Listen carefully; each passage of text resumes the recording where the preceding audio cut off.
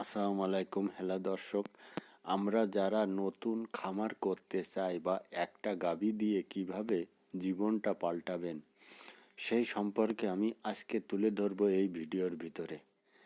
আসলে একটি গাভী যদি আপনার খামারে থাকে, কমসে কম আপনার ওই খামারে 20 লিটার দুধ হতে হবে ওই গাভীটার, যদি একটা গাভী আপনি পালন করতে চান। আর যদি আপনি মনে করেন না আমি দুটো গাভী পালন করব, তা আমার পরামর্শ হলো প্রথম চান্সে 15 লিটারের গাভী নিয়ে লালন পালন করা অনেক ভালো। যারা নতুন খামার করবেন এবং চিন্তায় আছেন যে কিভাবে খামার করব, কিভাবে উদ্যোক্তা হব, মেন উদ্দেশ্য হলো যে খামার করে উদ্যোক্তা হতে হলে, জীবনটা পাল্টাতে হলে নিজেকে কঠোর পরিশ্রম করতে হবে। এবং ধৈর্য ধরতে হবে। একটা গাভী আসলে এরা অবলা জানোয়ার। মানুষের সাথে বেইমানি করে, কিন্তু এরা আসলে বেইমানি করে না। যদি একটা গাভী আপনার 15 লিটার দুধ দেয়, সাপোজ ধরেন 15 লিটার দুধ দিলে আপনি 50 টাকা করে হলে 750 টাকা আপনি পার ডে বিক্রয় করতে পারবেন। আর পার ডে টোটাল খরচে আপনার 400 টাকা খরচ হবে। 400 টাকা আপনার খরচ হবে, টোটাল খরচ, ঘাস, খড়, তারপরে আপনার দানাদার খাবার দিয়ে টোটাল 400 টাকা খরচ হবে। তারপরে আপনার পার ডে 350 টাকা করে লাভ থাকবে এক একটা গাভীর থেকে, যদি আপনি নিজে পরিশ্রম করেন ভাই। হ্যাঁ, আপনি মনে করতে পারেন যে আমি 3-4টে গাভী নিয়ে শুরু করব, কিন্তু প্রথম চান্সে আমি বলবো যে দুটো গাভী নিয়ে শুরু করা সবচাইতে বেটার হয়। কেননা একবারে অত পুঁজি লাগানো যাবে না।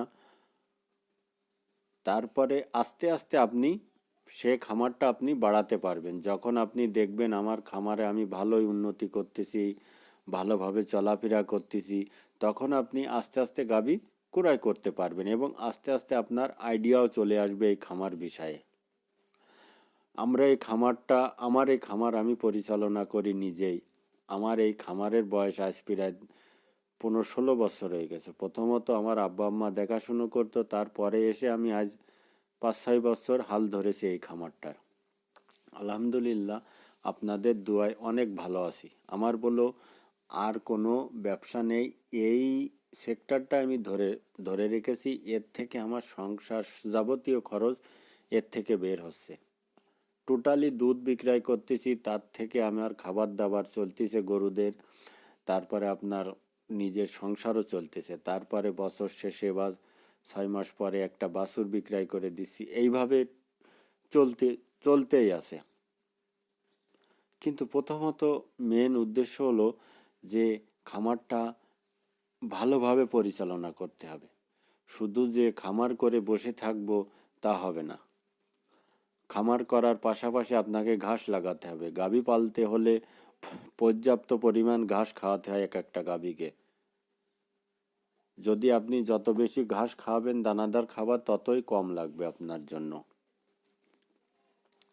কিন্তু আমরা আজকাল কি করতেছি, খামার করতে এসে আমরা দানাদারের উপর বেশি নজর দিচ্ছি, ঘাসের উপর বেশি নজর দিচ্ছি না। এই জন্যই খামারে লাভ একটু কম হচ্ছে। আপনি যখন ঘাসের পরে বেশি নজর দেবেন, দেখবেন আপনার খামারে দিন দিন আপনি ডেভেলপ করতে পারবেন। আসলে মেন কথা হলো, যারা নতুন খামার করতে চায় এরা ভয়তে থাকে যে এত টাকা খরচ করে গাভী কুড়াই করে নিয়ে আসলে কোনো সমস্যা। ভাই, যে কোনো জিনিসে রিস্ক না নিলে কোনো কিছু করা সম্ভব হয় না। আপনার দুটো গাভী থাকলে পার ডে আপনি কমসে কম 700-800 টাকা আপনার খরচ খরচা বাদ দিয়ে আপনার থাকবে। কিন্তু আর একটা কথা হলো, এই দুটো গাভী একবারে যখন দুধ বন্ধ হবে তখন বলো আপনার খরচ বেড়ে যাবে, তখন দুধ হবে না, তখন পকেট থেকে খাওয়াতে হবে। এই জন্যই বলবো সার্কেল হিসেবে আপনি গাভী পালন করবেন।